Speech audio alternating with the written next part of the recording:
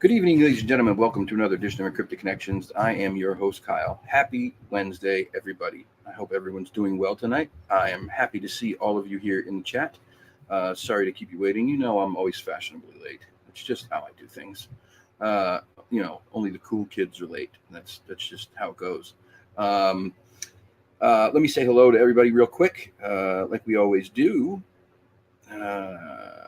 Sharon, hello. Sandy, how are you? Val, welcome. Mary, Salty, what's up, buddy? Bigfoot, Littlefoot, good to see you, man. Haven't seen you in a while. Hellbent, how are you guys? Just was talking with Joe a little while ago. He's got something special planned. I'm not going to give away any details, but some interesting stuff that they're working on. They're just, man, I can't say enough. Like I have to just constantly give them as much praise as I can, because what they do takes a boatload of courage or craziness, whichever you want to pick, maybe a little bit of both. But they're constantly trying to push the envelope and make things happen here, whereas Joe just said it, that things become stale in the especially the cryptid community and the research end of things. And they constantly are trying to do new things and try different stuff. And God bless them, because I couldn't go to some of the places they go to. Amazing that they have each other to do that with. That's incredible. But yeah, they're working on some really cool stuff. Isla Wren, how are you? Val, Hope, how are you? Good to see you. Miss K, welcome. Bobby, good to see you. I think I've got everybody so far. I have.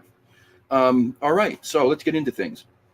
So I had reached out. I was reading something on a blog spot that I had found one day that was about some of the folklore and legends and myths of the New England area. Obviously, I'm a New Englander.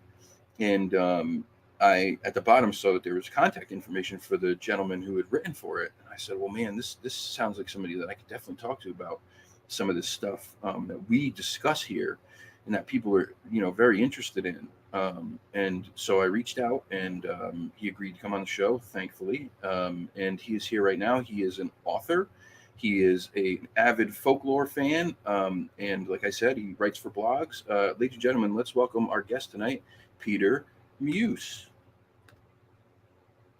Welcome to the show. Hi, Kyle. Thanks for having me. Excited to be here. Talk about weird stuff with you folks.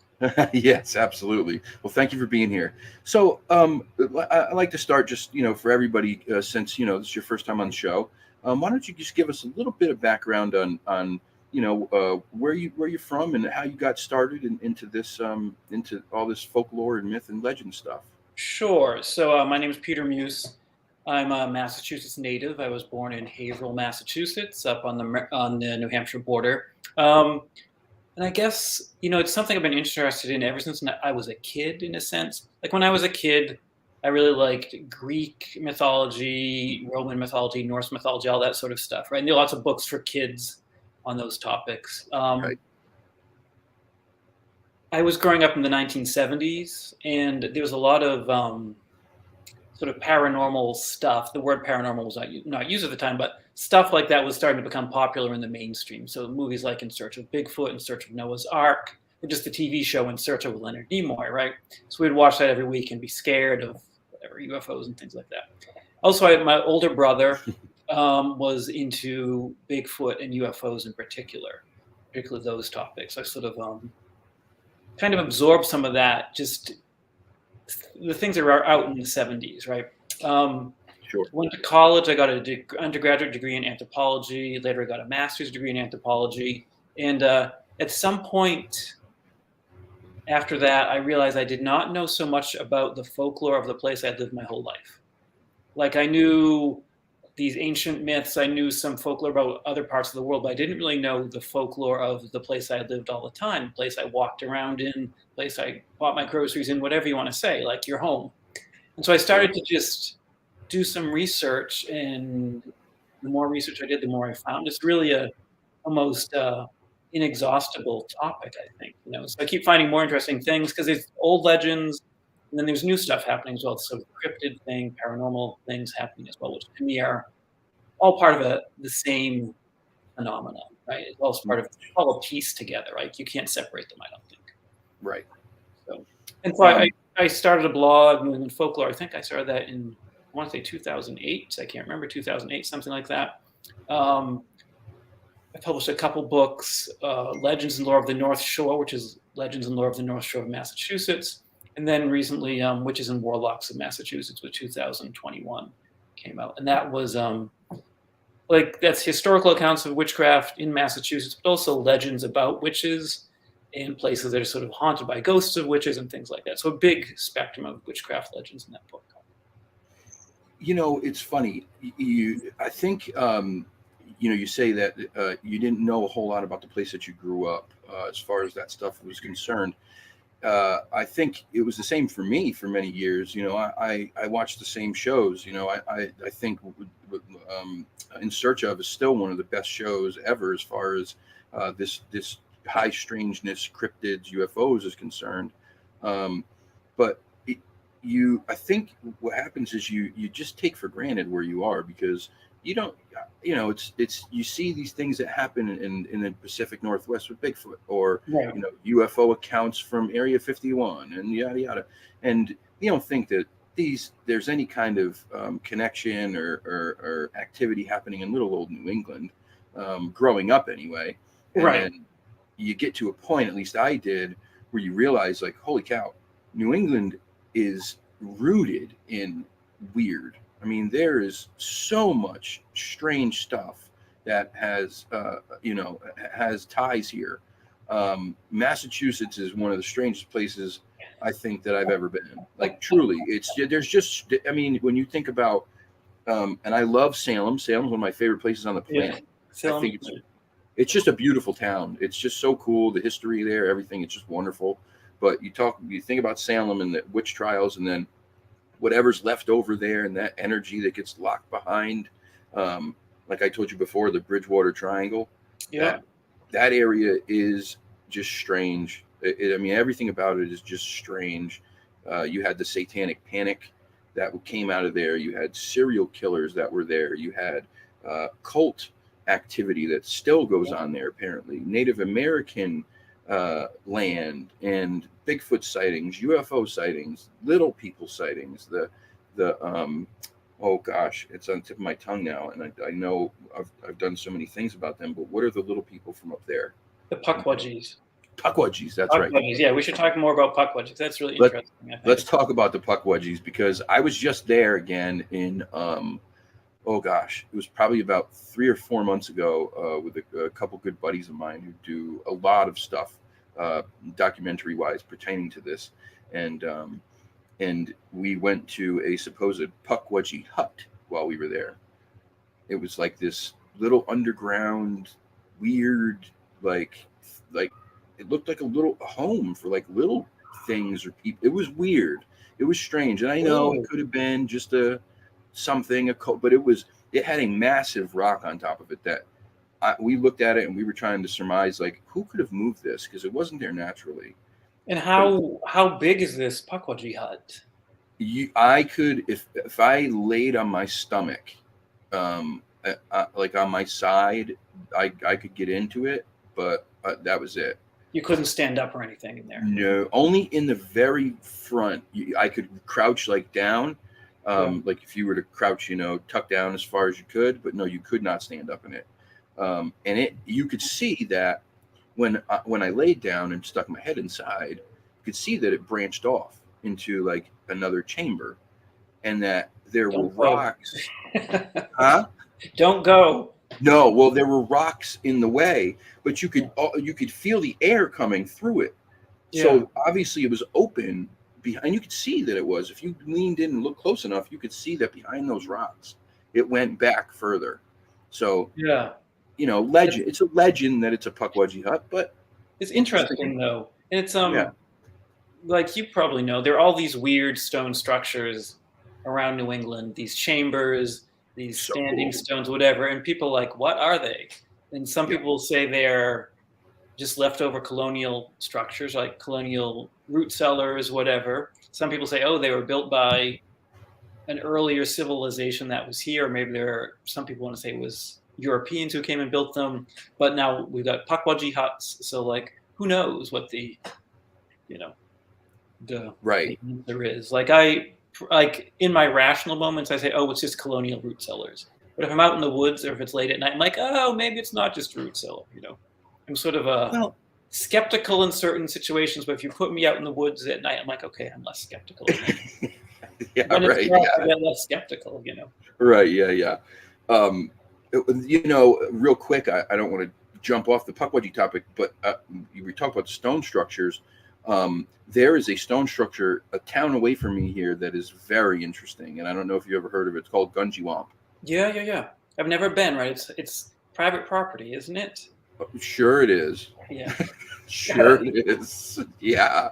Well, I was just there a few months back doing a live stream, and because I just said, I had talked to people in the area about it, a lot of people, and they said, as long as you respect the place, like.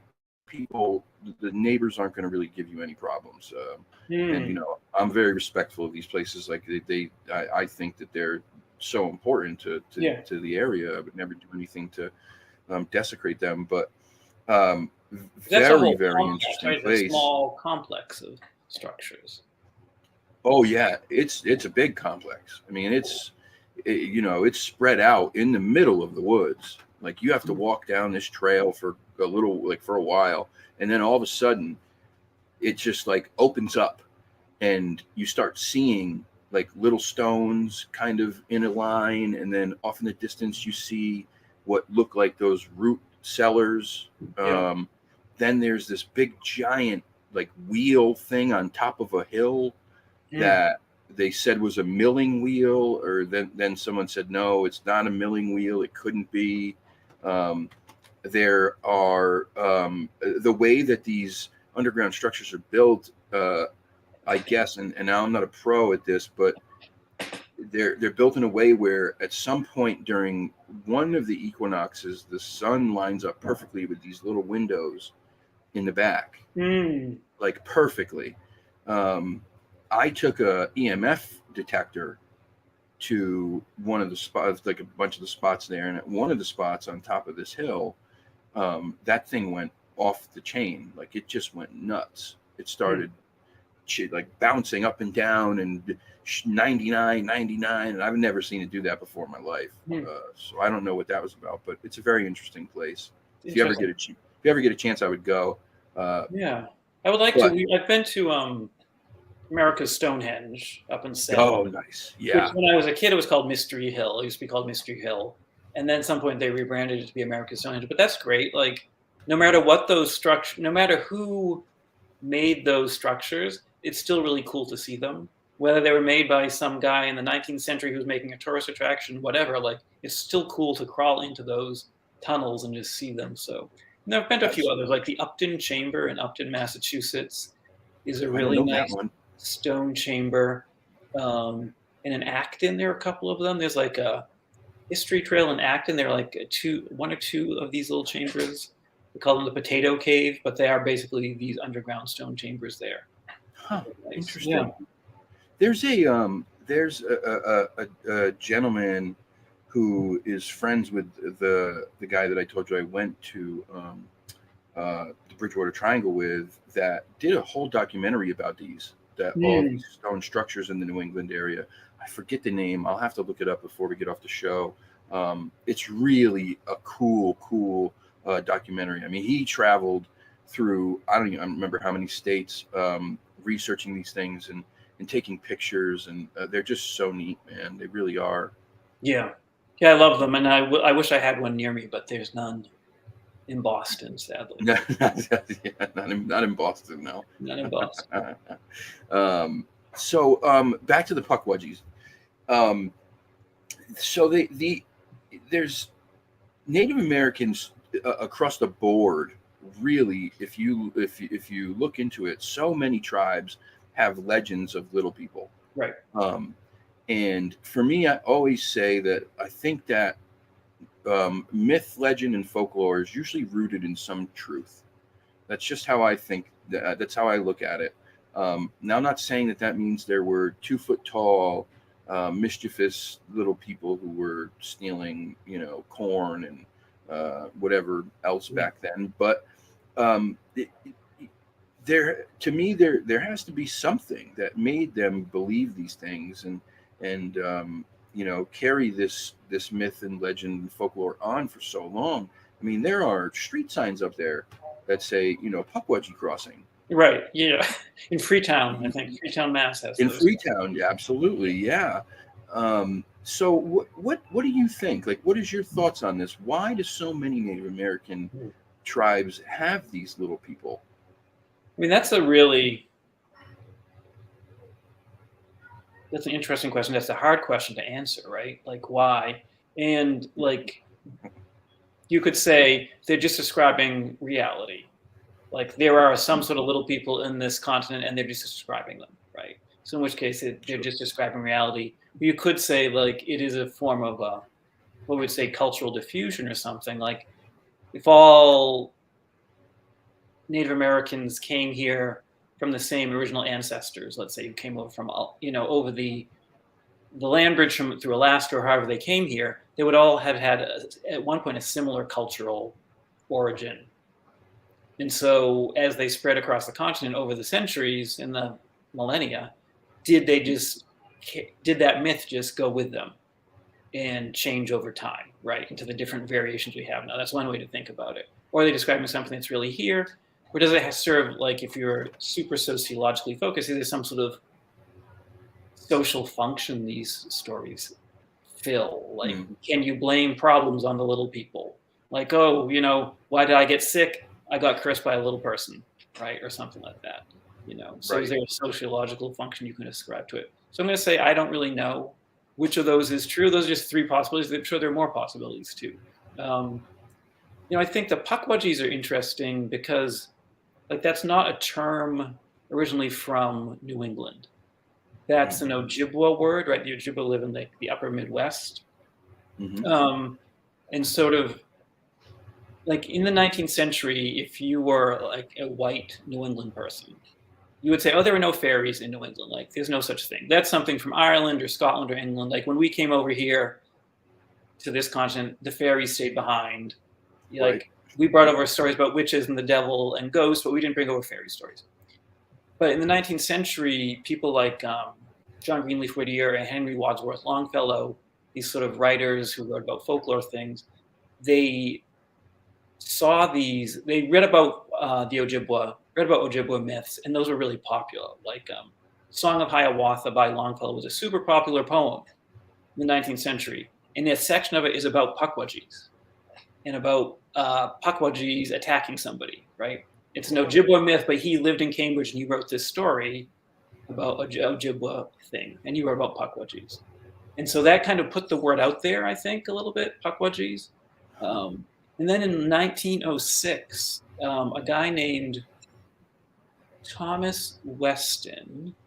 I think he wrote a book called The History of Middleborough, Massachusetts. He wrote this book in 1906. And in that book, he stole a section from Longfellow's Song of Hiawatha and said it had happened in Middleborough. And the section he stole is a section with the Pukwudgies. So he has this history book written in 1906 that's saying Pukwudgies were in Middleborough, Massachusetts. And so that's how suddenly you get like Pukwudgies coming from the upper Midwest, the Ojibwa, suddenly they're here in Massachusetts, according to this history book. And they kind of spread from there. I think they really became a popular word when someone saying hello to me. Hello. A woman named Elizabeth Renard, who was a folklore writer, she wrote a book about Cape Cod called The Narrow Land. I think it was in the 1930s. She wrote this book. And she wanted to get some Native American stories in it. So she talked to a couple Wampanoag men, whose names I'm forgetting. Clarence Wixon, I can't remember the other guy's name. And they told her these stories, and they told her some stories about Pukwudgies. And so they kind of used the Ojibwa word, which was out there and becoming popular, and they also brought in some Wampanoag themes and kind of said it's Pukwudgies. And so she wrote this book, and then you get like a children's book about Pukwudgies in the 80s, and suddenly Pukwudgie is the term that a lot of people use now for like the little people who live in the woods here, which I can understand in a way because it's easy to say. Like it's a fun word to say. Like it is fun. The Mohegan word for little people is Makiawisug, right? Or how would you say Makiawisug, yep. Makiawisug. Not that easy to say for someone who doesn't speak the language, right? No. And if you look up in Maine, the words are even longer for these little people in the woods and harder for an English speaker to say. Right. Yeah. The Passamaquoddies have something, like some crazy word. Makiawisug or a mana. Yeah, similar, but yeah. But longer and harder to say. Yeah. Yeah. And so I think that's one reason why we use the word Pukwudgie so much. It's because it's easier to say, and it was popularized in a few books that were published in this area, So and you're right, it is fun to say, and I think that not only is it fun to say, it's fun to kind of keep these things alive. Or it's fun to have these tales about these little people who are mischievous little things who bounce around the forest and maybe will if you're not quite polite with them, they might curse you, or depending on where you are, some of them could be pretty nasty. The Makiawisug did not like you to look directly at them in their eyes. Yeah, they would. So that right there was like, if you look directly at them in their eyes, then what was her name? Granny Squant. Granny Squant, depending which tribe was talking about Squant. And sometimes Quant is another word, but generally it's that Quant. It's interesting. Roger Williams, who founded, Rhode Island back in the 1600s, he wrote a book called A Key into the Language of the Americas, which is like it's like a dictionary of the Narragansett language he pulled together. And I think it was published in something like 1641, like it's old. Wow. But he has a list of the Narragansett gods. Like these are the gods the Narragansett worshipped. And the god of women is called Squanit. Oh. And so when you see like Granny Squant or Quant, like it's this ancient goddess. Like it's an ancient goddess name now surviving sort of a folkloric figure. But it is basically like this goddess figure that is probably thousands of years old. Yeah, she she was a very prevalent part of the museum there in Mohegan. Real quick, it's tough for Pukwudgies to thrive in Massachusetts over the past decades. High tax policies affect us all. Oh gosh, Bernie, thank you for that.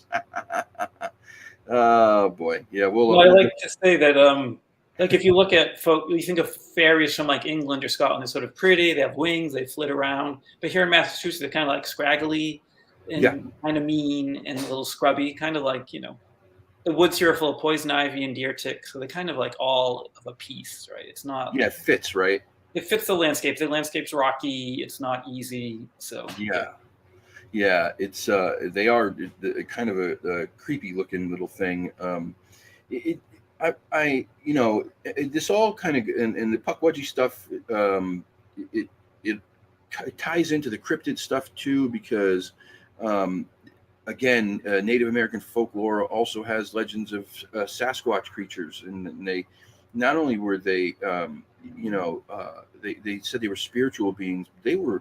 These were, to them, they were more than just a creature or an animal.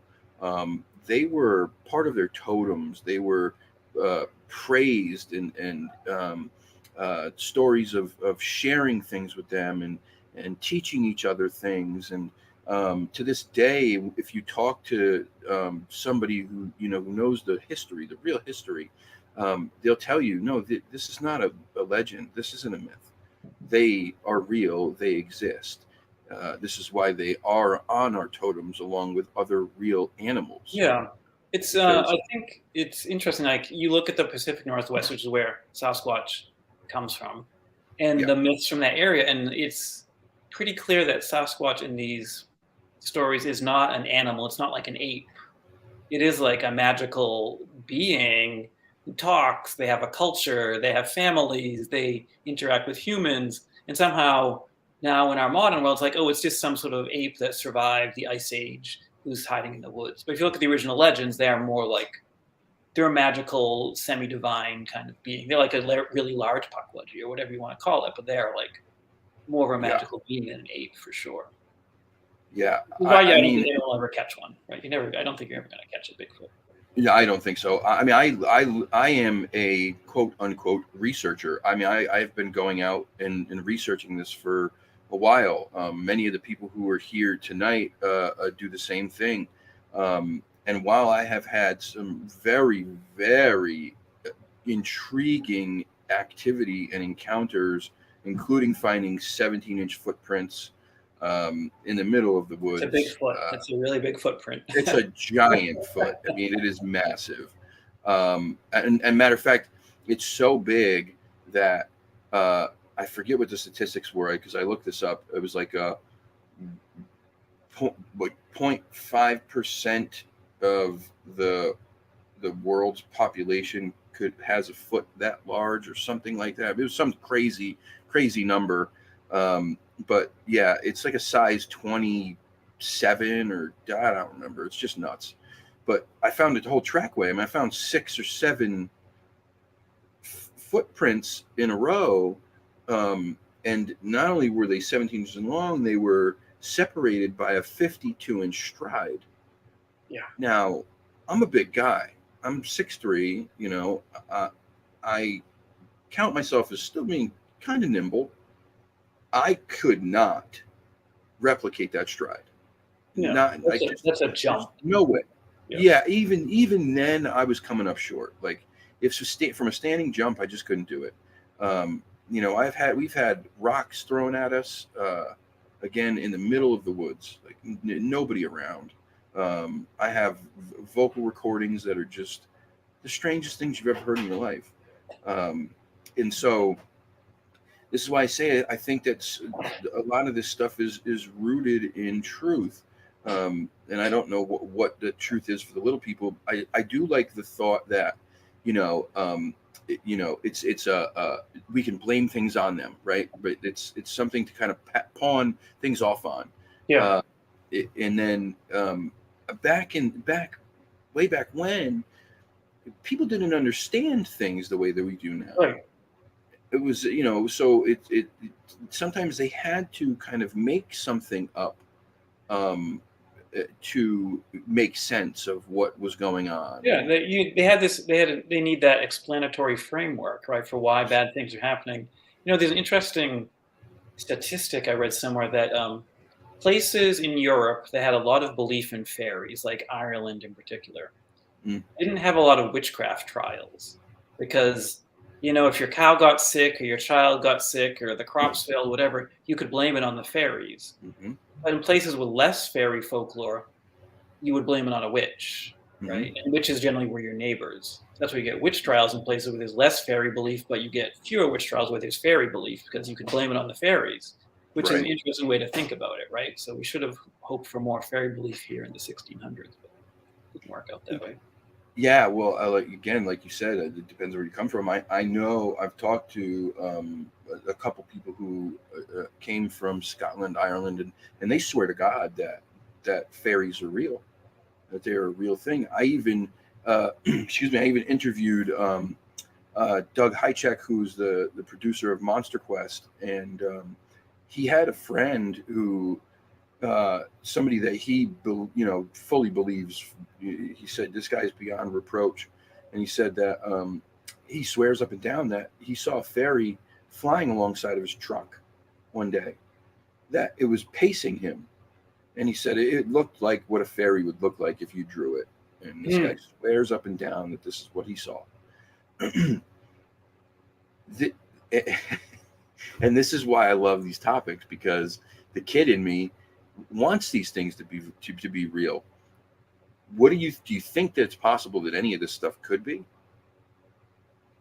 Yeah, I mean, you have a degree in anthropology, so yeah, I know. I think it's a hard question because people have these experiences, right? People have weird experiences that are hard to explain.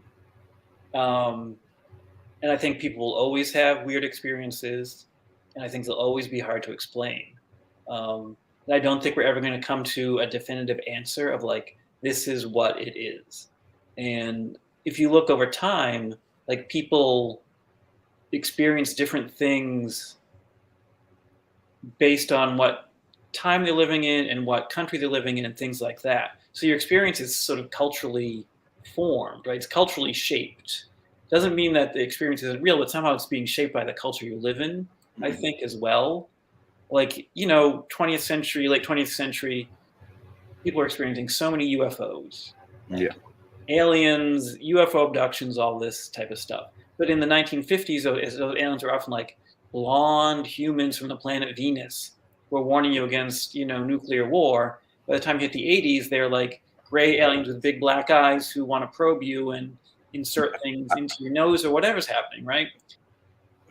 And so are there all these different aliens coming to Earth, or is it just people are experiencing this mysterious phenomena based on their cultural expectations of what the phenomena are? But it doesn't answer if there's some sort of mysterious phenomena behind all this stuff. Right? There could be, there could not be. I don't know. Like, as I say, during the daytime, I'm very skeptical. But if you put me in a graveyard at night, I'd be like, maybe I'm more of a believer at that time. Yeah. Well, the night brings. The night's different. I'm just, it just is. I mean, there's a reason that so many people who are interested in these topics go out at night to do investigations, because it just brings different things out, man. I can tell you that doing paranormal investigations too, going during the day may have nothing happen at all.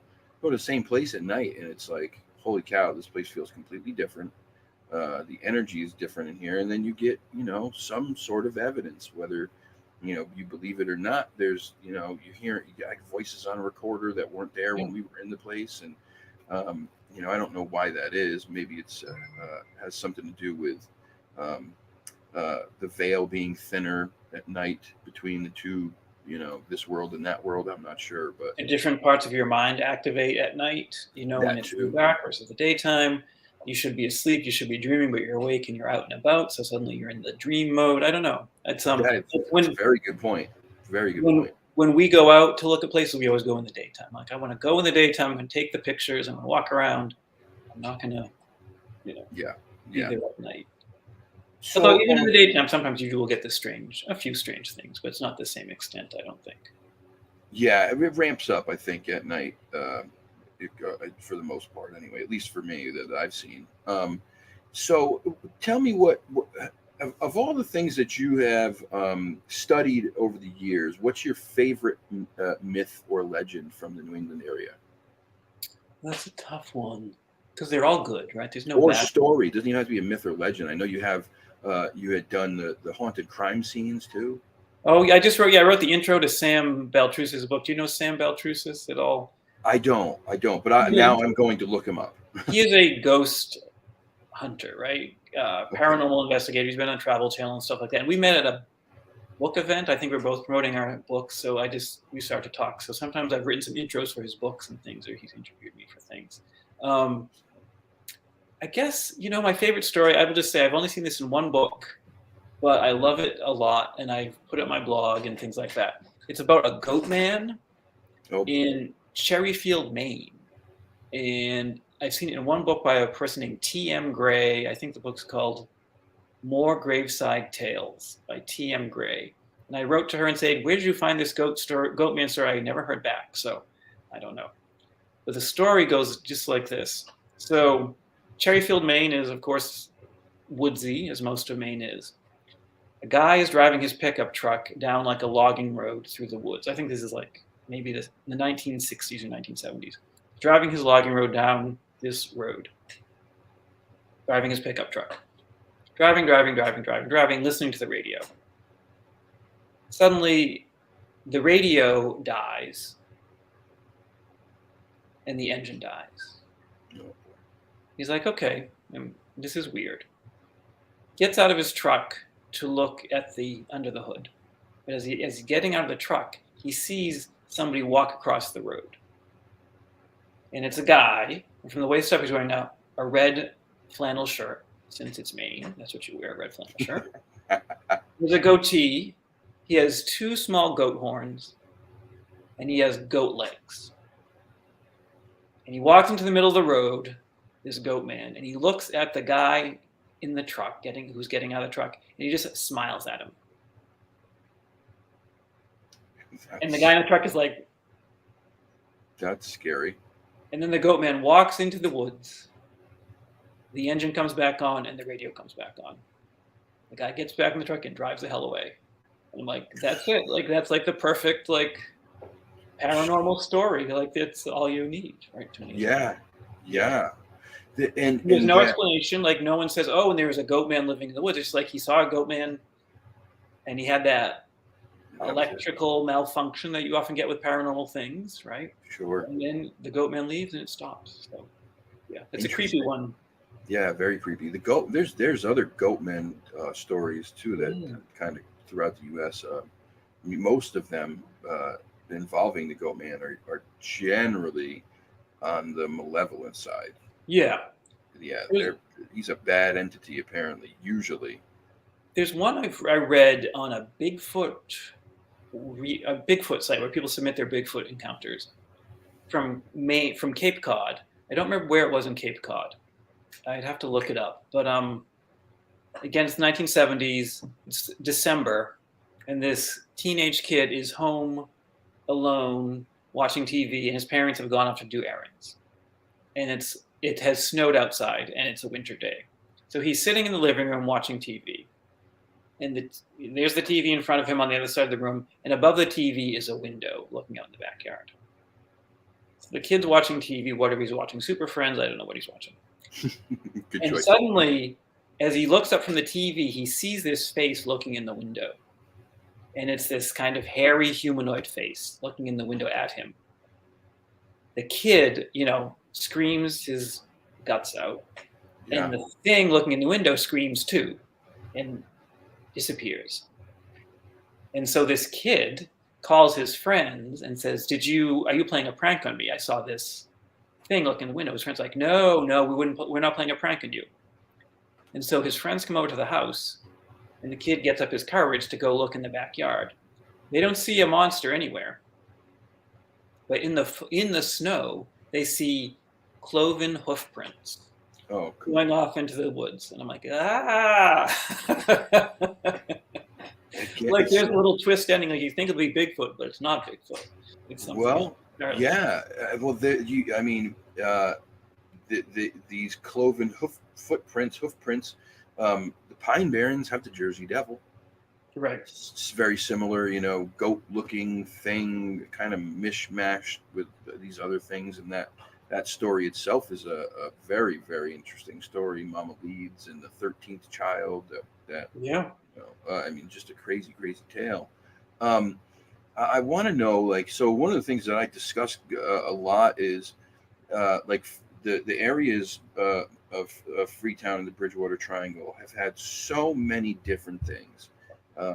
that have happened there, or that have been reported to have happened there over many, many years. There were two news reporters who have a very famous UFO sighting that they saw. It was a baseball diamond-shaped UFO is basically what they described it as. It looked like home plate. It was black and it was massive. It was, the guy I think said it was. He said thought it was 300 feet long or more, and this other news reporter also saw it. You have many years of other UFO sightings, the Bigfoot sightings in the area, the occult stuff, serial killings. There's the mad trucker of the Freetown Forest who's said to chase people on the forest road at night. He'll literally kind of just pop up behind your car as you're driving through the forest on that road at night. And, no headlights at all, and then boom, there they are, and it tries to run you off the road, and it's a really creepy story. There's a place down in Tennessee. It's called the Land Between the Lakes. If you're familiar with this, have you ever heard of that place? No. Okay, so the Land Between the Lakes, some of our friends who are in the chat here, our friends from Hellbent Holler, Joe and Jesse, they do a lot of researching down there. And the Land Between the Lakes also has a lot of the same folklore as Bridgewater Triangle in Freetown, Massachusetts. Like to a T. UFO sightings, Bigfoot sightings, Dogman. Yeah. One of the most famous Dogman encounters ever came from there, and it was reported by a gentleman named Martin Groves, who's actually a friend of theirs. He was a police officer in Tennessee. Not just any police officer. He was part of the Fraternal Order of Police. I mean, this was he was a guy who was, as far as police go, he was as good as they get. And his encounter was one of the most intense, scary things that I've ever heard. There's also missing children there, occult activity. They share so many of these things. I wonder why or what happens to a place like Freetown, Bridgewater, Taunton, the surrounding areas. Like what happens there that all of these weird, strange, negative things kind of convalesce in this one area? I just wonder why. Like, is there an energy that's there already that attracts things to it? Right, or does like when Lauren Coleman suddenly noticed all these things and gives it a name. Love that guy. Does that conjure something, right? Suddenly it's got a name and a shape, and you're like, oh, and everyone, right. And suddenly people start to be more aware that they should be looking out for stuff. Sure. And then you notice more weird things. I don't know if, definitely a lot of weird reports come from there. Statistically, I don't know how you show if a place is weirder than another place. Yeah, that's a good point. You're right. How do you prove it? I don't know. Like, definitely places have reputations, like the place your friends are talking about. What's the one? Skinwalker Ranch. Yeah. Bridgewater Triangle. All these places. And I think of Skinwalker Ranch because I don't watch the show, but I was watching an episode of Beyond Skinwalker Ranch where they go to the Bridgewater Triangle, and it was interesting. And the one that interested me the most, they go different places. And they talk to Bill Russo, who saw Pukwudgie in 1990. They do all this, but they go to Anawan Rock, which was an important site for the King Philip's War. And the investigators, I can't remember their names, are like, oh, we wish we had some sort of Native American chant to play here, because that is, supposed to be haunted by ghosts of Native Americans from the King Philip's War. They said, well, all we have is this chant in Hebrew. They have like a rabbi chanting or something. So they play that. And then they see these orbs flying overhead. And I was like, that to me is very it's very American to me. It's like, you've got like Native American lore. We'll just throw our Hebrew chant at it, and then we see what looks like a UFO, and somehow what's it all mean? I don't know. Like, they don't know what all that means. It's just some weird stuff on top of weird stuff, you know. But I like the idea is you need a stimulus. Like you're going to use some sort of stimulus to make the weird stuff happen. In this case, they use a Hebrew chant, which again doesn't make any sense for that area. locations, like Yeah. right. Right. Yeah. Yeah, you're right. I don't know how you kind of would compare one place to another, but it's just so many similarities between the two. I just had a couple conversations about it. Like, and I wonder why. I wonder why in these areas did so much stuff happen, and then maybe in other areas, you don't have anything happen. Like, Right, and you hear the theories about Bridgewater. Like some people say it's a curse because Native Americans were massacred there. But to be unfortunately honest, like so many Native American massacres have happened across this country. Yes. Like, why would that one be worse than all the other ones that have happened across this country, right? Where there are not these weird things happening. Right. And then some people say maybe it's something magnetic. I've heard that maybe there's some sort of magnetic or radiation there that's making people experience weird stuff, that's interesting to me too, that maybe these phenomena just arise from the land itself somehow, and we're experiencing things tied to the land, maybe, right? It's very possible. Yeah. I certainly have heard many different theories about ley lines and electromagnetic fields, and which is why at certain times, certain places, I like to bring EMF meters and tri-field meters to see if there's any significance to some of this stuff. And sometimes there's an anomalous activity that happens, and other times no. One of the things though that we talk about is that it all basically everything is an energy, right? You and me are just energy. Yeah.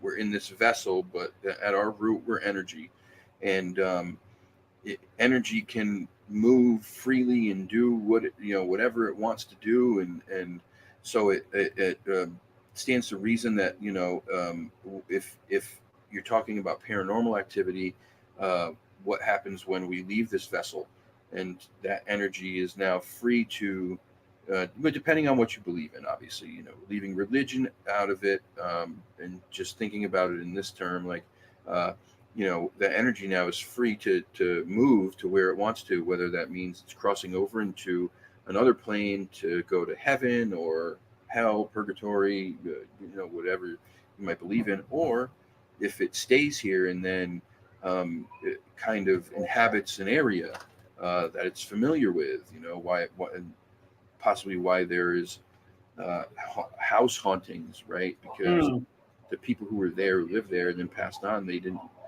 want to leave. Their energy couldn't pass on and move to that next place, maybe.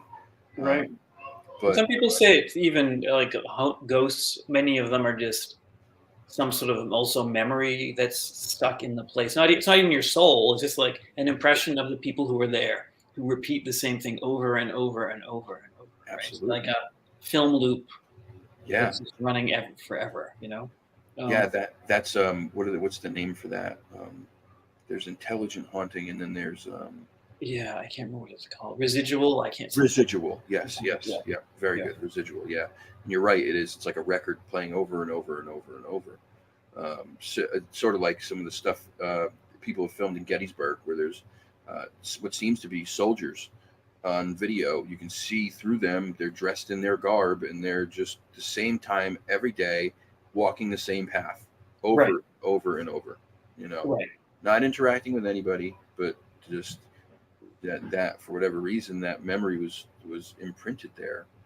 We're talking about the land and landscape and things. One thing I always find interesting about New England is that like the three greatest horror writers all came from New England. Like Edgar Allan Poe was born in Boston, H.P. Lovecraft from Providence, and then Stephen King from Maine. Yeah. Like there's something, like whether it's the history, the landscape, whatever it was, somehow it influences people. And I mean, Poe didn't like it here. Yeah. He left, but it's still, he was born here and spent time here. He was in the military here and things like that briefly. So it's there's something here. Well, yeah, there is. This is the oldest settled part of the United States as far as you know, we are concerned. Native Americans obviously were here much longer than us, but as far as you know, states being settled and breaking free from England's rule, this is the oldest part of the United States. Right.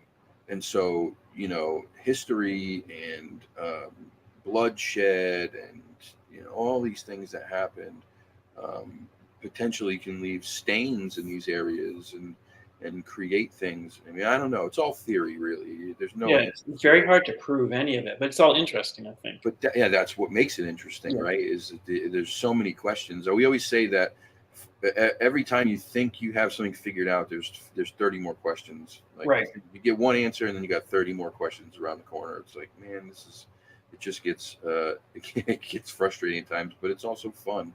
One thing I find interesting to think about is that when the Puritans came here in the 1600s, like some of the original settlers from England could have seen like Shakespeare's plays performed live on stage for the first time, right? They could have been there for the premiere of Hamlet, like, oh, just our new show is called Hamlet, right? Yeah.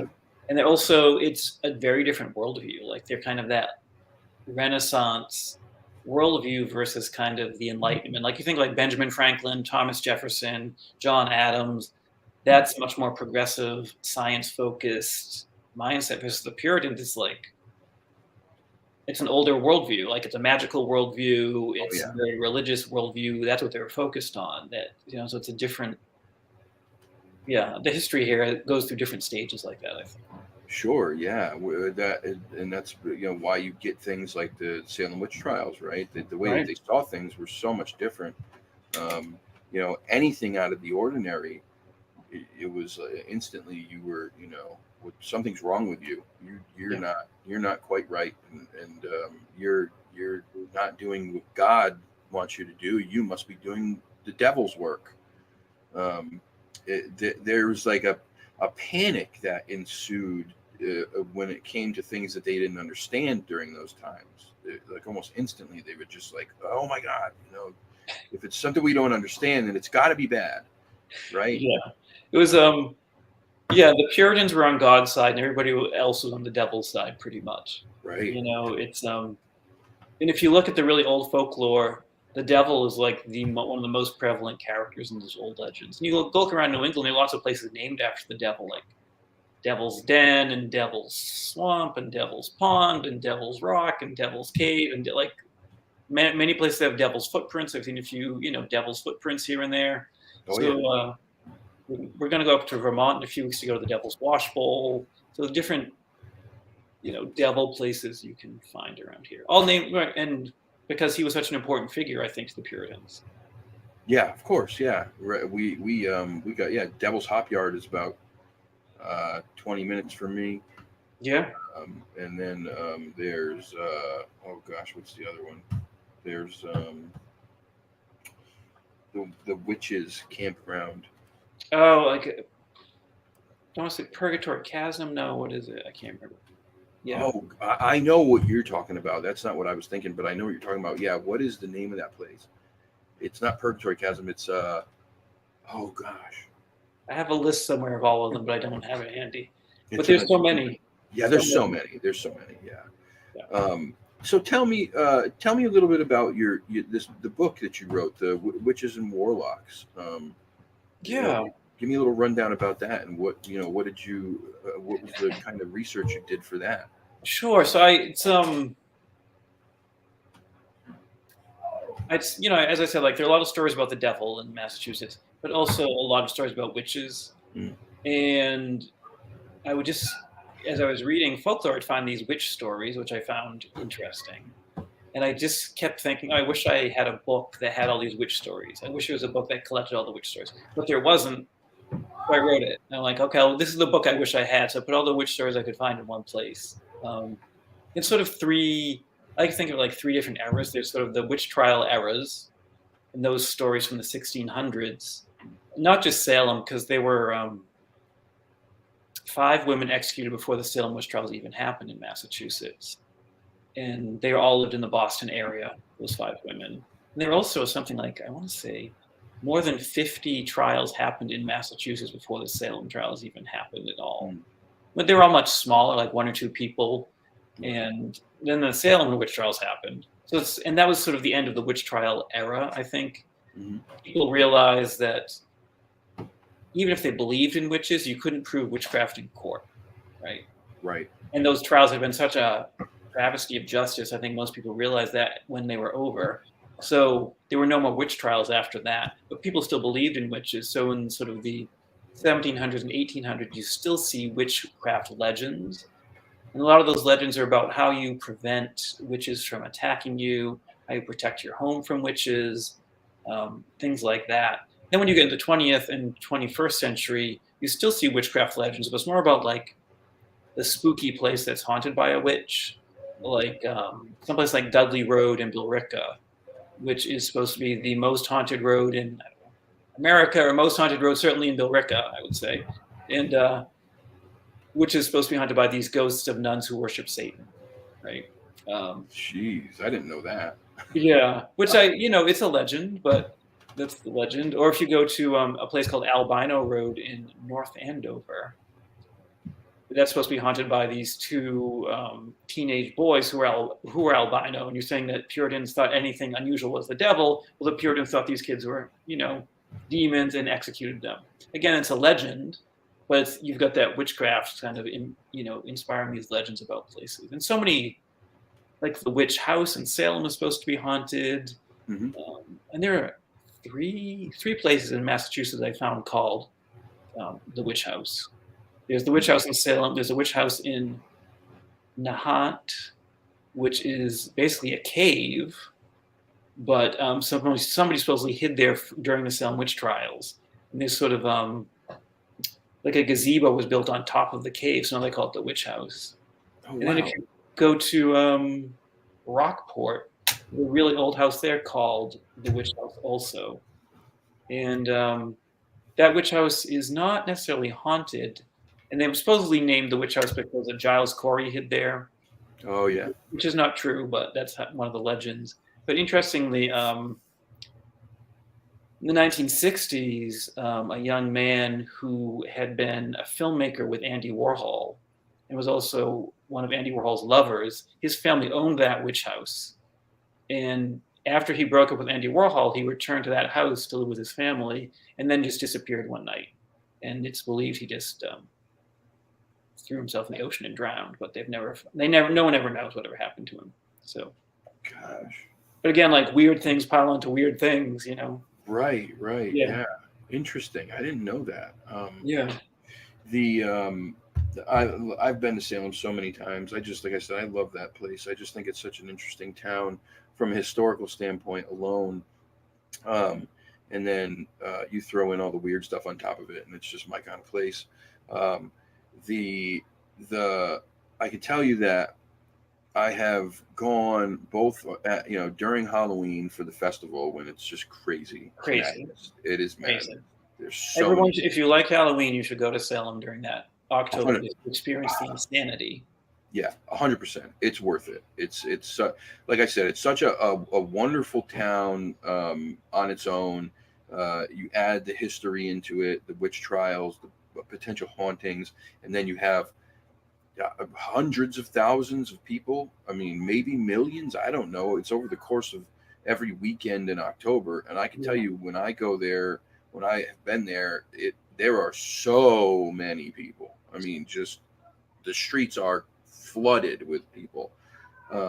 It's a really cool time. There's haunted houses everywhere. There's historical tours, candlelight ghost tours, and but having been to so many of those places there, both during the Halloween season and then not, the Lyceum restaurant was a restaurant. Hotel restaurant. Yeah. Supposed to be haunted. That place, when we were there, we had some strange things happen. We heard what sounded like somebody whispering, like during the middle of the night, and we were the only people in the room at the time. So, and it sounded like it was in the room, like just a few feet away. That was weird.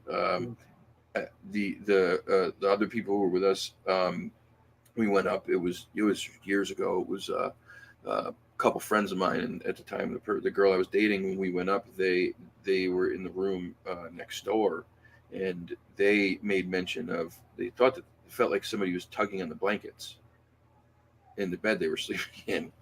That could be anything. You could get tangled around your foot or something, but it was strange. It was weird, Yeah. and enough where I said, for like, I couldn't make any.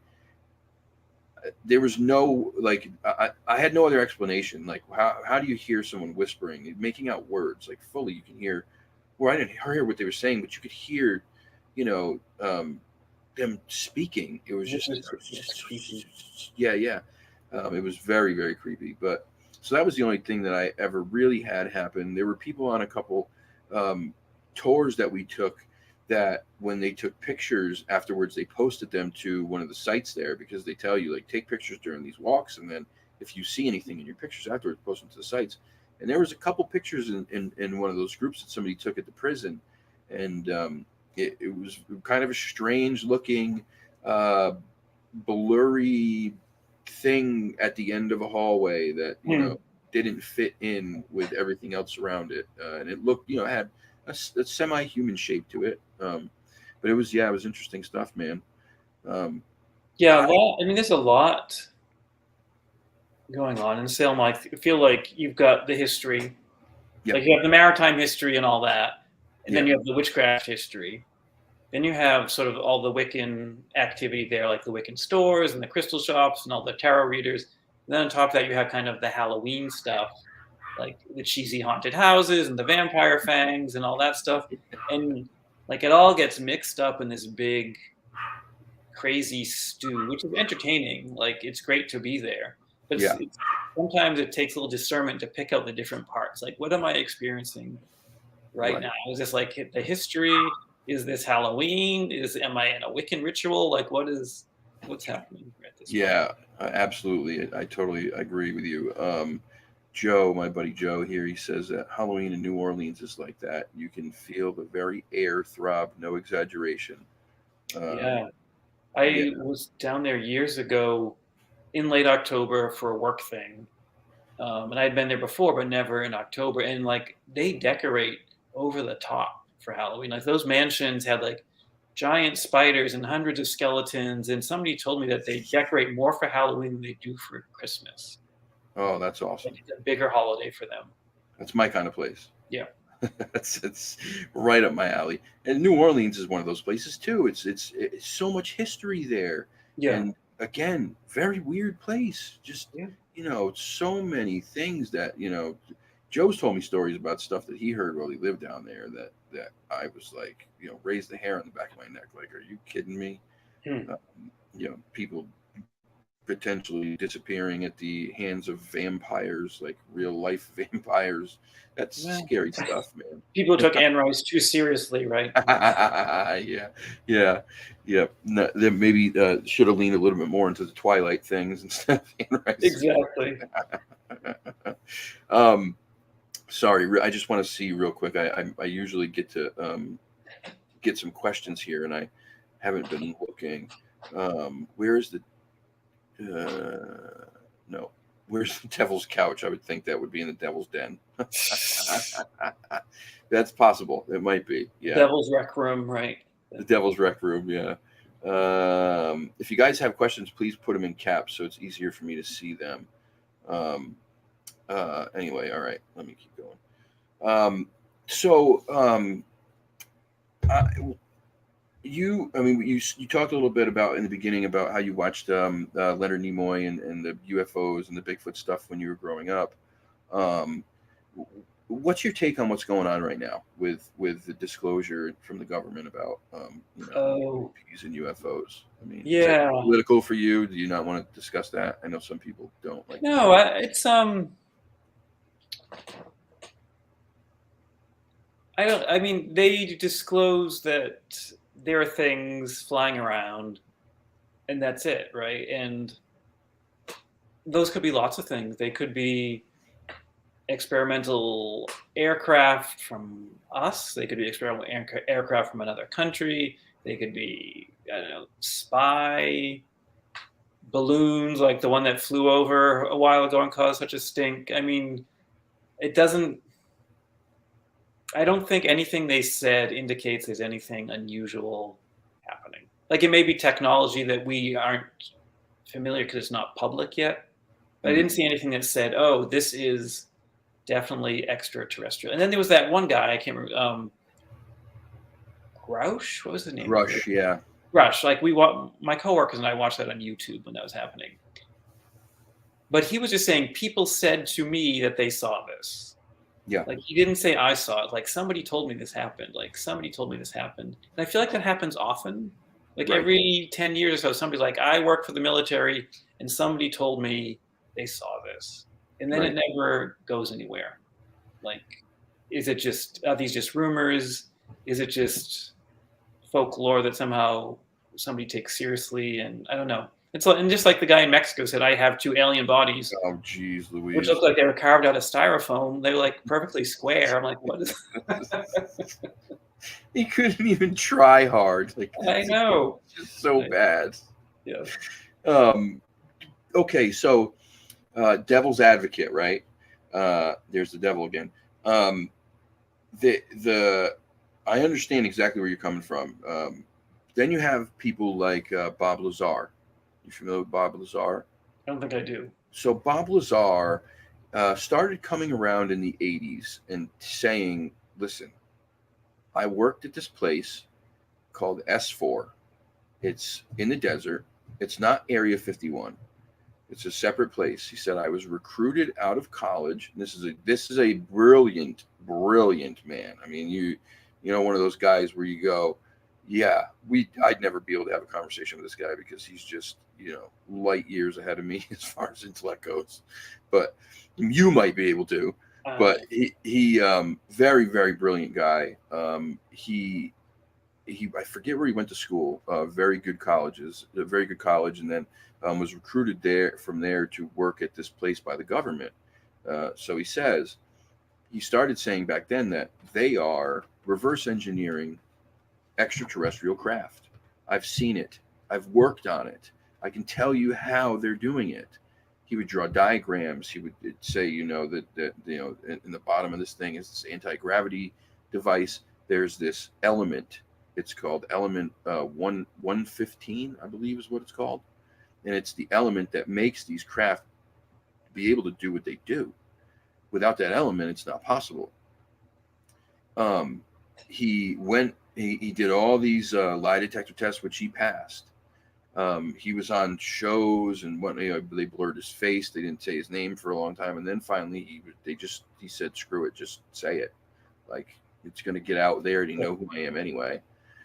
And he passed these lie detector tests and he swore for years and years that, you know, I'm telling you the truth. He would draw diagrams. Like I said, said there was this hand reader that they had that you put your hand in it, and in between your fingers were these like metal things, and it measured the distance between, I forget how it worked, but that was how they knew it was you, and you could get in to work in that place. And then, you know, when all this stuff starts happening with the first sets of that Tic Tac video coming out, and they saying, you know, the movements that this craft makes are just, there's no way that that's any science that we know or technology that we know of. He had made a documentary, and again, he was really, you know, saying, listen, like I have literally everything to lose. I have lost so much from this. Like I lost my job. And he's been raided by the FBI many times, his business, his home. And, you know, but he passes these lie detector tests. I'm not saying it's not possible to pass one and still be lying. But then you have these videos like that Tic Tac video where I've never seen anything move like that on this planet. And I can't imagine if we have the ability to do that. I think that we would be doing a lot more in the way that, well, I mean, first of all, our airplane travel should be much better. You know, for a big guy like me, They'll still lose your luggage. They'll still lose your luggage. still lose your luggage. It will still be bad. But then you have the other side of things where people kind of joke half-heartedly, where, you know, a month or two ago that thing potentially crashed in Las Vegas in the backyard, right? Did you see that green streaking light through the sky? Yeah. And the young kid who called up panicking, saying, "There's something crashed in my yard. A ship crashed in my yard, and there's 8-foot tall beings staring at me."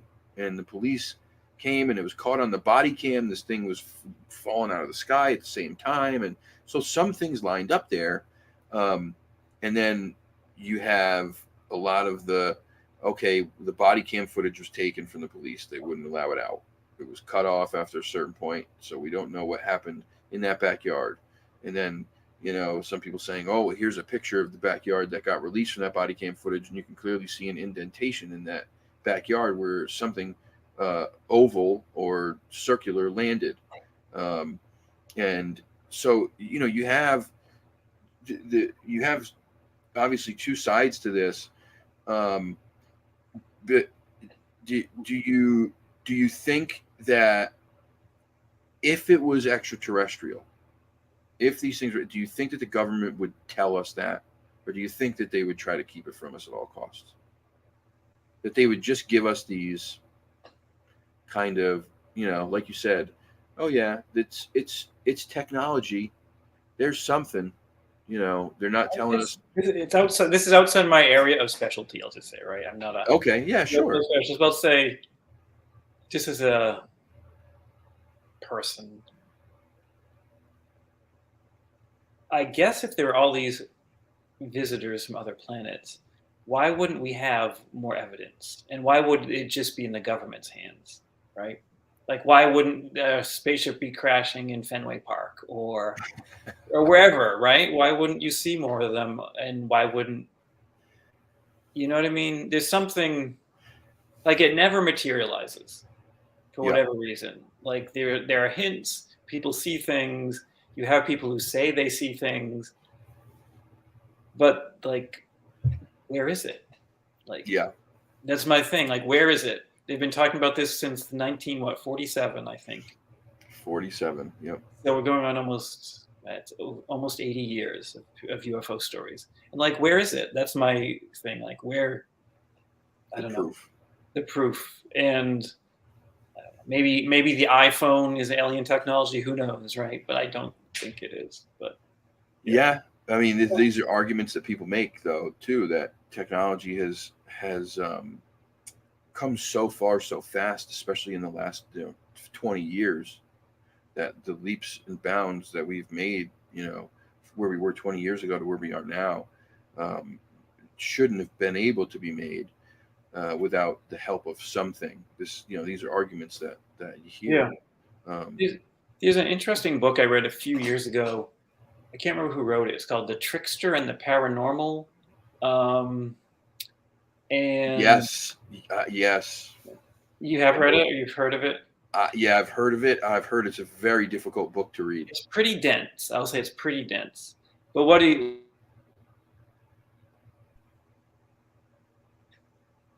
you know what a trickster is, right? It's like a mythological character who just causes confusion, plays tricks on people, plays jokes on people, and, you know, like Coyote in Native American lore is a trickster. Hermes is a trickster. You get these tricks. Loki is a trickster. Like, these are trickster figures in mythology. And this author is saying that there is a trickster element in the paranormal that will always leave us grasping at something that has been pulled away from us, right? And it manifests in different ways. Like, you get people who will tell you stories that aren't true, or people see things that disappear, and it's this organizations will form around things that turn out to be not real, and then the organization collapses. And it's an interesting book. I don't know, like, is this trickster thing an actual entity, or is it just part of our minds? But it's like the idea that you're never going to, like, in the opening credits of your show, you have the rabbit hole, right? but there's no end to that rabbit hole. Like it doesn't lead. Like you're just gonna keep going down, and you can find more rabbit holes, and then just more rabbit holes. And that's my feeling. Like you just keep going and going and going, and you get black-eyed children, and I don't know what. It just keeps going. Like more and more things keep appearing. Like wow, there's so many things, but where does it all end? You know? Yeah, it's very true. It does. It just continues. Like I said earlier, I think when you think you have one answer, it's immediately have 50 more questions to that one answer, or potential answer. It can be very frustrating. That's for sure. Mike, my buddy Mike, I'm wearing the hat. I wear the hat all the time, buddy. It's like my favorite hat in the world. Mike is another researcher. He also has a show on YouTube called This Week in Bigfoot with a couple buddies. But he's from the Catskills Appalachian Research Collective. Really, really great guy, smart dude. This is one of the things that I laugh and joke about too. If these so-called aliens are supposed to be hundreds of thousands of years ahead of us in technology and mastered interstellar travel, why are so many crafts crashing on our planet? Apparently, they're terrible drivers. They are, right? They don't have their licenses yet. I'm just kidding. Yeah, right. Or maybe they don't have DUI laws. I don't know what the problem is. It's a very good question, though. And if you think of like Jacques Vallée and those writers, right? Passport to Magonia, that book he wrote, it's pointing out all the similarities between fairy folklore, to circle back to like little folk and UFO stories. Like it's something older than UFOs, like the current technological embodiment of these things we are seeing, however we're seeing them, whether it's imagining them or actually seeing them, like that technological version is just a new iteration of something that's been around a long time. Yeah. I know Joe is right now probably chomping at the bit, because these are names that he is. I had no idea about, like Jacques Vallée and the Trickster, until Joe pointed me in the direction of these things. And the Trickster is his favorite book. So I know right now, listening to you talk about these folks, I know that he is probably drooling over this stuff. He says the phenomenon armors itself in absurdity. That's it's a motto to live by, right?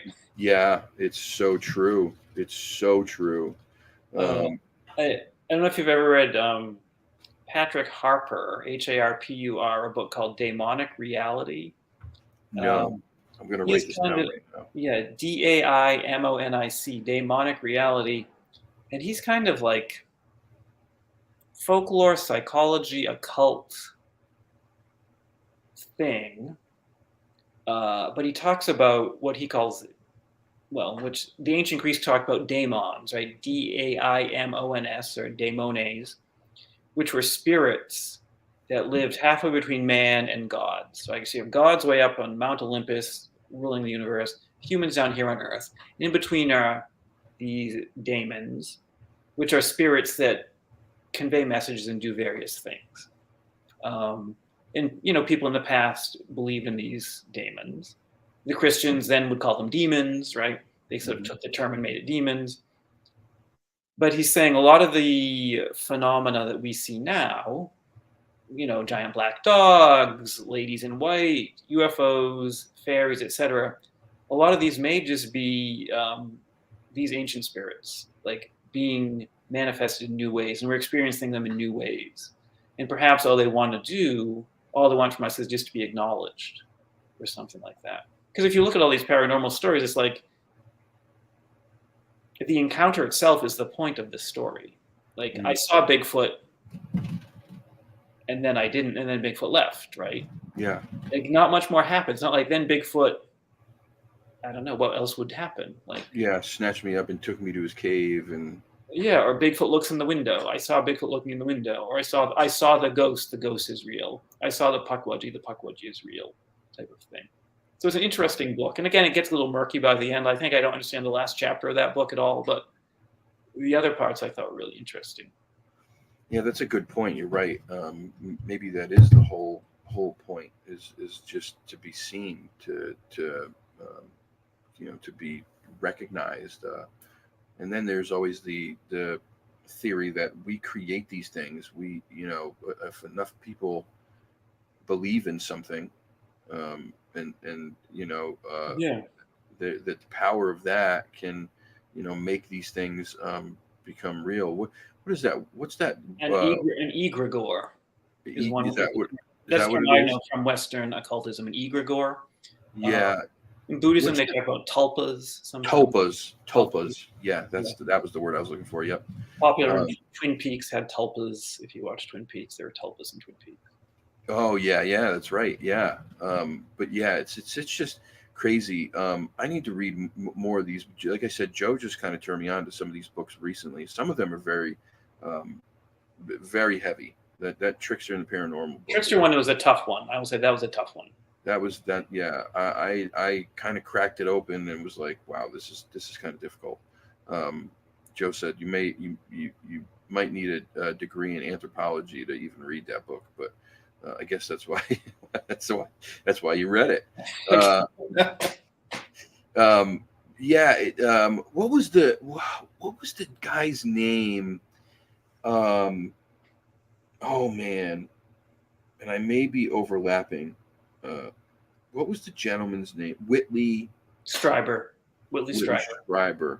Yeah, Whitley Stryber. Communion and those books about alien abduction. Yeah. Yes, very very creepy stuff. They're really creepy. They are. Something I think is interesting about those books is so much of the stories are like, I was lying in my bed at night, and then the aliens materialized in my bedroom, and I couldn't move, and then they took me to their spaceship, and they did, whatever they did to me. But if you look like in the past, and I know this from like witch stories, the story is, oh, I'm a Puritan, I'm lying in my bedroom in Salem, Massachusetts, and then the old crone who lives down the street materializes in my bedroom, and I'm unable to move, and she and her other witches and demons torture me in my bedroom, and then in the morning I wake up, right? And here's the proof: I have a scar or some whatever it is, right? And you can see sort of, it's like the same basic idea, but in a different form. Like, people don't believe their neighbors are witches now, which is great. Like, do not accuse your neighbors of being witches. Better to blame it on the aliens. But then, so the aliens are doing these things, right? Or some people just say it's sleep paralysis. Oh, I'm suffering from sleep paralysis. I see, a dark, shadowy figure come in. So it's interesting. I don't remember the name of this woman. This was probably, it had to be the 90s or early 2000s. She was mentioned on a UFO show, and I wrote about her on my blog. But she, I think she lived outside of Framingham. She was a nurse. And one night she saw in her house a large muscular reptilian entity appear. Oh, that's fun. Right? And she was, of course, like, what is happening? And I think she was paralyzed. She couldn't move as this creature was in her house. And her interpretation of that encounter changed over time. Like, at first she thought it was like a reptilian alien that she had seen. But then later she thought it was, do you know who Zozo the Ouija board demon is? Have you heard of Zozo? Of course I do. She thought it was Zozo the Ouija board demon. So which was it? Yeah. How do you determine which one it really was, if it even happened, right? But it's interesting. Like, a large muscular reptile thing could be a couple different things. It could be an alien. It could be a demon. It could be a spirit of the earth or something. There are different ways to think about it. You know what I mean? Right. A Lovecraftian monster. I don't know. Different ways to think about it. Yeah, I guess that's crazy. I never thought about that. A lot of it has to do with what, at some points, who put the name to whatever this is, right? Like, right. So a demon looks like this, and a alien looks like this, and this is how you separate them. And but for me, they may be this way, and for somebody else they may be that way. And right. Yeah, it's interesting, man. It's very interesting. I really need to read that the Trickster book. I've been meaning to for the longest time, but I know it's one of those things where I'm going to have to read that thing over like 2 or 3 times to really absorb everything in It's it. a lot of detail. I felt it was a very detailed book, I thought. Yeah, that's what I heard. Yeah, I'm gonna have to try though, because I keep hearing about it from so many people about this is like one of the best books you'll ever read on this topic, and so I got to do it. Yeah. So before we wrap up here, because I usually try to keep it to 90 minutes. If if you had to say, if you had to pick throughout your time of doing this stuff, what has been your favorite topic or um, um, story or whatever that you've either written or studied or read or whatever throughout your time being a fan of this topic, these topics? Like I mentioned before, I like that Goatman story is one of my favorites. Oh, the That's a good one. Like I really liked visiting Dungeon Rock. Have you ever been to Dungeon Rock in Lynn, Massachusetts? No. Oh, it's a really great place to visit. It's in a park, so it's open to the public. You can go, and it's this large rock, giant rock in a park. And supposedly in the 1600s, like a pirate landed in Lynn, Massachusetts, and he dragged his treasure away from the shore into these woods, and he was living by this rock. A big earthquake hit, and the rock collapsed on top of it and killed him, and sort of buried his treasure under the rock. That was a legend. In the 19th century, like let's say, I want to say 1860 something, this guy named Hiram Marble, who was a spiritualist, so he was interested in communicating with the dead, he talked to a spiritual medium who said, oh, the pirate who's dead under that rock wants you to dig and get his treasure. And I will give you guidance. His spirit will talk to me, and I will guide you to dig to get that treasure. And so this man, Hiram Marble, starts digging through solid rock to get the treasure. So he starts tunneling, and he tunnels down through this rock in a corkscrew shape for more than 10 years, digging this tunnel. And every time he's going to give up, the psychic medium's like, no, the pirate says you're getting close. Keep digging. Keep digging. And so he dug for like at least 10 years, if not longer. And you can go and see this tunnel he built, which corkscrews down to the ground for like 150 feet. Are you kidding me? When he died, never getting the treasure, his son continued and did it for like another 10 years. And it's just this insane place. And so it's, and of course they never found the treasure. And even if, let's say, even if the pirate's ghost was real, why would you listen to a dead pirate, right? Someone who murdered people, who stole from people, like, don't listen to a dead pirate. Like it's a dead nun or somebody. It's a dead pirate. So that's a good point. That's amazing. So you can go and see Dungeon Rock, and there's a big iron door, which is the park rangers open certain times, and you can just go down. You need a flashlight, and it's wet and slippery, and then when you get to the bottom, it's like 40 degrees. It's super cold. That's so crazy. Crazy. But again, another very weird thing here in New England and Massachusetts. And I have to say this because it made me think about Dighton Rock. Yes. You know about Dighton Rock? Yeah, with all the carvings and... Yeah, all the carvings. Why? Where? How? Like, they don't... Timelines don't quite line up right. Some people say that, these people did it initially, and then, the argument's made that no, it was the Portuguese the captain who did this. And it's interesting because there were a lot of Portuguese people live in that area. Of course. So they're claiming that rock as their own. Yes. Right, versus probably Irish people earlier claimed it as Irish, and so it's like... Well, the Portuguese are also trying to claim that Christopher Columbus is Portuguese.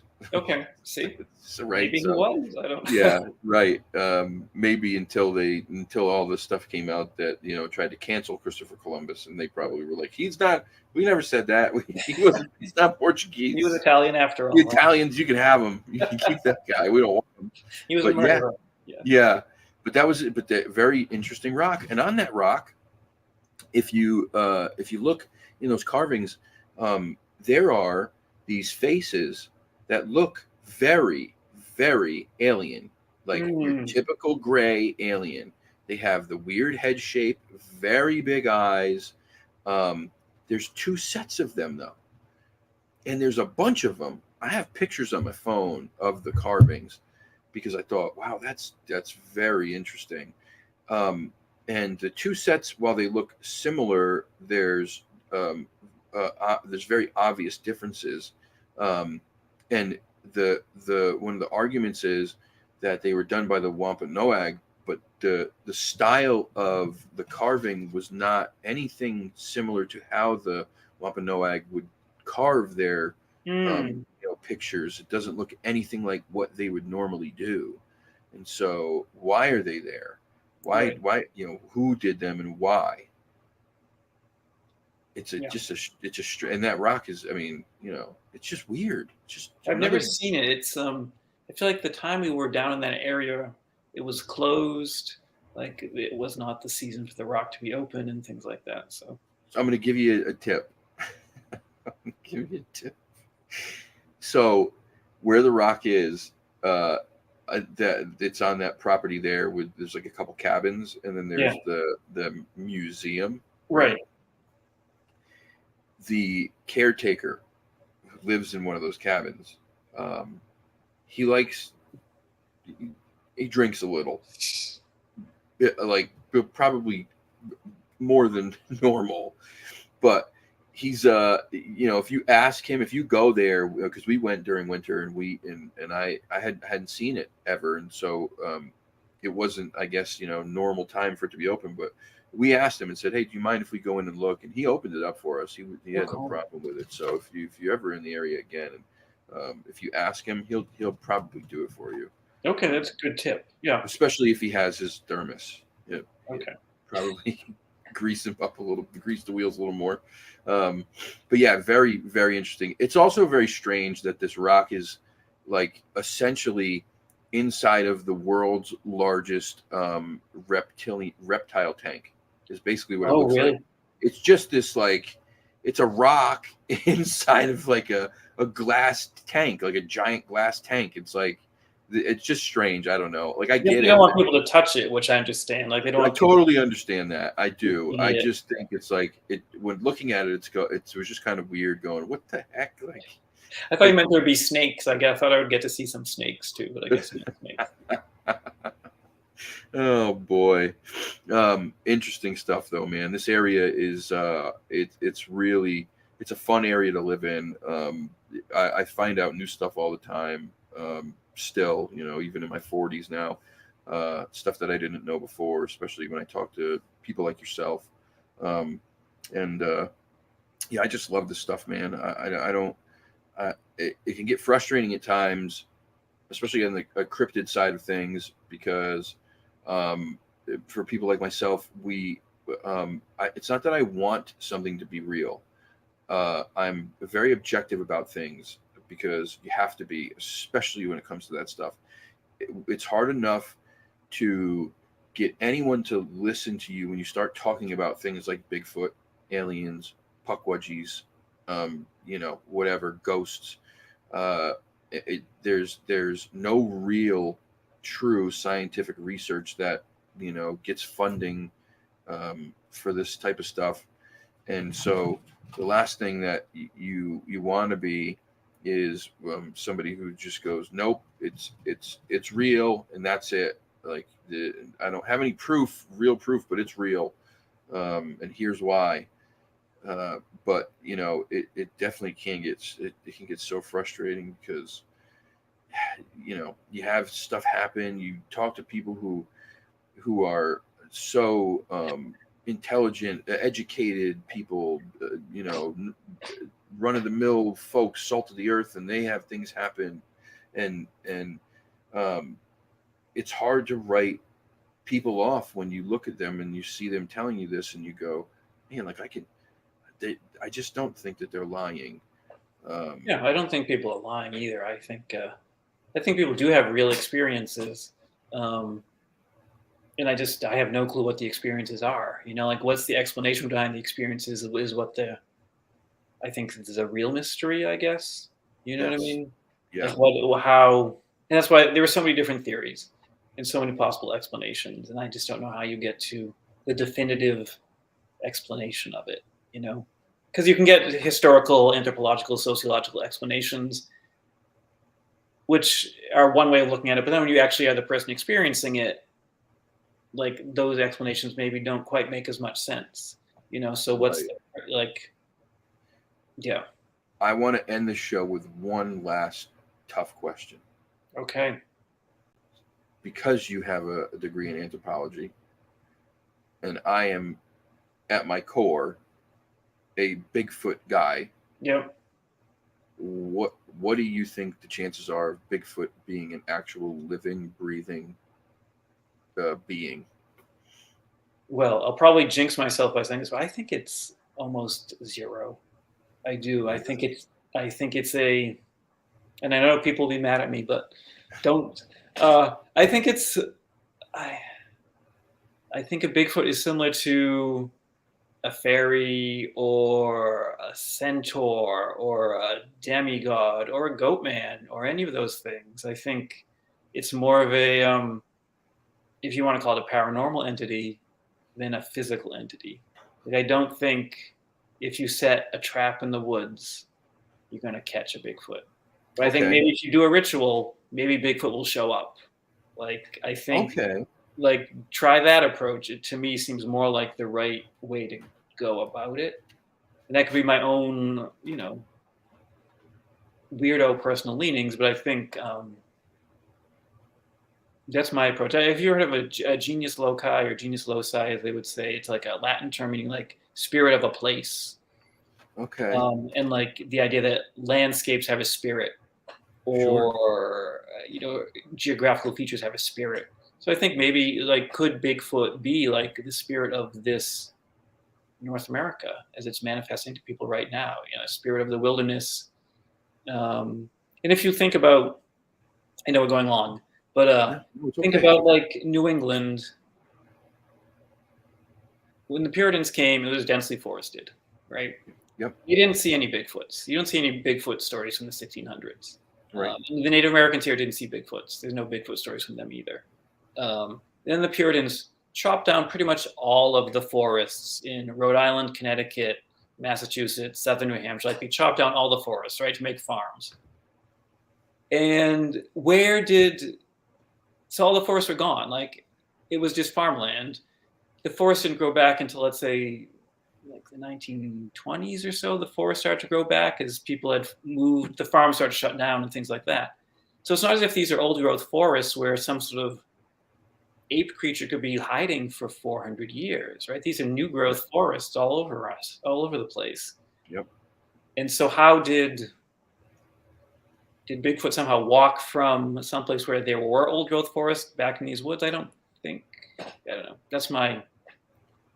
I think if it is a spiritual type of phenomena that you can experience in the woods, like it doesn't matter if the woods are old or new. Like the woods are woods, right? Right. And suddenly you're going to see it if you're the right person. It's the right situation. I love that answer. I really do. That's my answer. Don't send any hate mail towards me. No, you're not going to get that here. No, I love that answer. I think it speaks to so much of the questions that we have with this topic. Right? Is how is this 9 foot tall, 1,000-pound gorilla? How can it eat? How can it remain hidden? How can you so much food? Yeah, how can you hear it but you can't see it? How can how can these leave footprints but you can't, where is this thing? Like, how does it move? How more people would see it? And the spiritual side of this is something that we is something that people argue over in this community so often. Yeah. The natives always said that it had the ability to move between two worlds, the spiritual world and our world. Yeah. And And I think, the U.S. for the longest time was a predominantly Christian country. And like in most forms of Christianity, there's like God and there's angels and there's devils and demons, and there's no room for things in the middle. yeah, Right? There's no room for like a spirit of the earth or a spirit of the forest or a Pukwudgie or something like that. So they get kind of people experience those like, how does this fit into our spiritual worldview? And so I sure. think that's kind of what people are grappling with right now. Like, how do you explain these things that to me are more of a spiritual or almost religious thing when our dominant form of religion doesn't leave room for them? Sure. Yeah, absolutely. And some, I mean, maybe if you were a Wiccan or a Druid, you'd be like, oh, sure, this is Bigfoot. He's, yeah. Right. Yeah. But Right. but other people don't kind of have that approach, Joe says Wildergeist. Wildergeist, right? Yeah. Wildergeist. Yep. Yep. Well, that's I love the answer. I really do. It's crazy. It's interesting stuff. Many questions. But listen, I really appreciate this. This was a lot of fun. I know that Joe was texting me about what a great guest you were. Oh, I cool. knew. Thank you, I knew Joe. I knew when you started talking. I was like, okay, I know for sure this is right up. This is right up Joe's alley. And I'm sure if I go back and look at these comments, there are other people in there who were saying the same thing. But I just know that he sent me a text to tell me, listen, this is a great guest, man. But yeah, this was wonderful. I love it. I love just having these conversations because I end up learning so much from the people who come on the show. I still count myself as a rookie in this stuff. Like I haven't been doing this probably as long as a lot of other people have, studying these things only over the last so many years, few years or whatever. And so I love to be able to have the opportunity to talk to people who've been doing this for so long and know so much more. That's really where the excitement comes in, is when somebody else says, oh, have you read this book? Have you heard about this? And then I go, no, I haven't. Write it down, look it up, and then go, okay, this is awesome. And you find out more and more. It's so fun. But for me, also talking to people, like learning about like the Pukwudgie hut, like that's new to me. I did not know about that. I could bring you to it. Yeah, or just tell me, or if you have a photo, I'd love to see a photo or something. Yeah, I do have a photo. Yeah, I can email you me a photo. I'd love to see that. Yeah, I will. I'll definitely email it to you. It's interesting, man. It's right, like literally off the side of what's the name of the road? It is the main road through the Freetown Forest. Okay. The main forest road, and it is literally right off the side of the road by the lake there. Near the Assonet Ledge, that lake, or another one? No, not a Sonnet Ledge. Maybe it's not a lake. It's like it's a big body of water. It's like a pond. I don't know if it's considered a pond or a lake, but yeah. It's off the main forest road. I forget the name of that road, and I don't know why, because I know it. Son of a gun. But anyway, I'll find the picture. I'll email it to you, and I'll tell you. I'll write the name of the road down too. Okay, that'd be great. Yeah. Interesting stuff. But thank you so much for coming on the show. I really am grateful. Thank you. It was great. It was a lot of fun. Yeah, it was. And I'll stay in contact with you. I'm certainly going to go pick up your books now because, like I said, when you find these things out, you don't know everybody out there who's writing about these things, and this is some of the fun that I have with this when I get to meet new people and get new information. So I'm excited to read those, man. Good. Thank you so much. Thank you, guys. I will probably not be back till next week now. I had planned on doing some this weekend, but I don't think so. I'll probably hang on until like next Tuesday or Wednesday again. And like always, just watch for the post and watch for the quick little short live to let you know when the show is going to be on. Thank you all for tuning in tonight. I hope you had a fun time. I know I did. And if I don't talk to you before then, have a wonderful weekend. Until next time, guys, take care. See you later. Bye.